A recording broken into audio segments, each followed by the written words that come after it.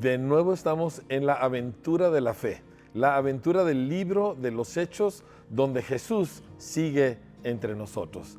Ahora, esta es la aventura de Dios, pero es tu aventura. Él te ha llamado a ser parte de ella. Ahora, muchos prefieren una religión, un cristianismo, pues más suavecito, como una aspirina, como un buen té de manzanilla. Pero eso no es lo que Dios nos ofrece. Ahora, cuando nosotros queremos la vida cómoda, la vida a gusto, la realidad es que no vamos a participar de la aventura de Dios, pero sí vamos a seguir batallando con la vida, porque la vida es un conflicto. Dices, bueno, es que yo no quiero tener dificultades o yo no quiero tener enemigos. Esa opción, desafortunadamente, no está disponible. Todos nosotros que seguimos a Cristo estamos en medio de la batalla, pero a diferencia de las aventuras reales que hay en el mundo, donde hay un peligro tremendo y te pueden pasar toda clase de cosas malas, esta aventura también tiene peligro, pero Jesús la garantiza. ¿Por qué? Porque Él es el Señor de señores, Él es el Rey de reyes, Él es el Dios del universo. Así que, aunque sí va a ser alarmante y emocionante y con toda clase de sorpresas y peligros, el Señor garantiza que siempre venceremos. Él nos lleva siempre en triunfo en Cristo Jesús. Así que volvemos a nuestra lectura y precisamente nos encontramos en una escena de conflicto. Pedro y Juan, los apóstoles, han sido llevados de nuevo ante el concilio y el concilio los está regañando fuertemente porque están predicando en el nombre de Jesucristo y anunciando la resurrección. Y ellos están furiosos porque dicen, ustedes quieren hacer que nosotros seamos los culpables, lo cual, por cierto, sí eran, ¿verdad? Y Pedro les responde y les dice, nosotros vamos a obedecer a Dios antes que a los hombres y Dios ha dado su espíritu a los que le obedecen. Entonces aquí, en Hechos 5:33, retomamos nosotros el relato. Dice, a los que oyeron esto se les subió la sangre a la cabeza y querían matarlos. Si tú piensas que en esta vida no vas a tener enemigos, déjame te doy una revelación. Ya tienes enemigos y ese enemigo quiere destruir tu vida por completo. La diferencia es que si tú sigues a Cristo en la aventura del libro de los Hechos, entonces Él te garantiza victoria. Pero enemigos todos vamos a tener. Dice, pero un fariseo llamado Gamaliel, maestro de la ley, muy respetado por todo el pueblo, se puso de pie en el consejo y mandó que hicieran salir por un momento a los apóstoles. Y luego dijo, hombres de Israel, piensen dos veces en lo que están a punto de hacer con estos hombres. Hace algún tiempo surgió Teudas, jactándose de ser alguien, y se le unieron unos 400 hombres, pero lo mataron y todos sus seguidores se dispersaron y ahí se acabó todo. Después de él surgió Judas el Galileo en los días del censo y logró que la gente lo siguiera. A él también lo mataron, dice, y todos sus secuaces se dispersaron. Ahora, aquí estamos haciendo que Gamaliel es un hombre muy inteligente y él está señalando que así como murieron Teudas y este otro que se llamaba Judas, así también a Jesús lo habían matado. Y lo que él estaba diciendo es, no le hagan mucho caso, esto se va a desvanecer. Nada más que la muerte a Jesús no lo detuvo. Y aquí es donde entra la diferencia. Y sospecho que Galileo algo le olía a que aquí había algo más de lo que había pasado con los dos anteriores.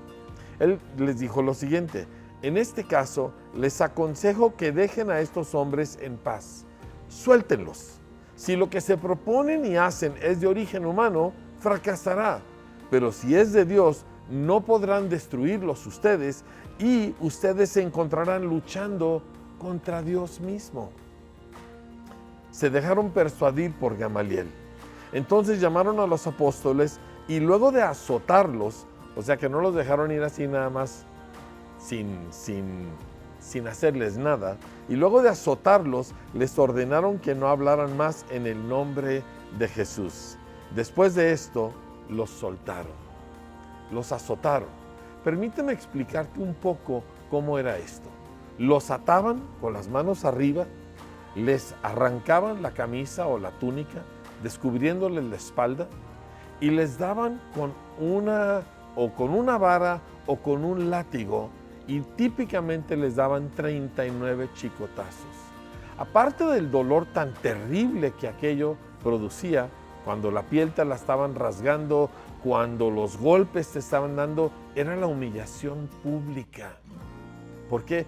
Porque estaban ellos obviamente retorciéndose y pegando de gritos con el dolor, y esto delante de una multitud, y ¡qué vergüenza! A lo que más le huimos los seres humanos es a ser humillados. Lo que más nos afecta, lo que menos queremos experimentar es una humillación, y especialmente una humillación pública. Y esto es exactamente lo que les sucedió a estos hombres. Pero escucha cómo ellos responden. Así pues, los apóstoles salieron del consejo llenos de gozo por haber sido considerados dignos de sufrir humillación por causa del nombre de Jesús. ¡Wow! Déjame lo leo de nuevo, porque esto es sorprendente. Salieron llenos de gozo por haber sido considerados dignos de sufrir humillación por causa del nombre de Jesús. Qué diferente es cuando Jesús está entre nosotros a cuando nosotros enfrentamos la vida en nuestras propias fuerzas.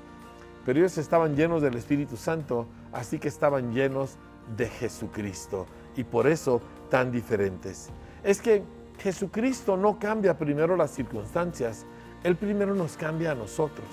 Un día las circunstancias cambiarán, pero tu transformación, y qué transformación, esa es la que el Señor te está ofreciendo.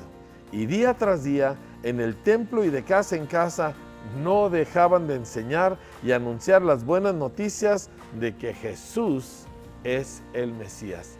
No los podían detener, no los podían callar, ni siquiera, y aquí estoy usando terminología popular, ni siquiera los podían agüitar.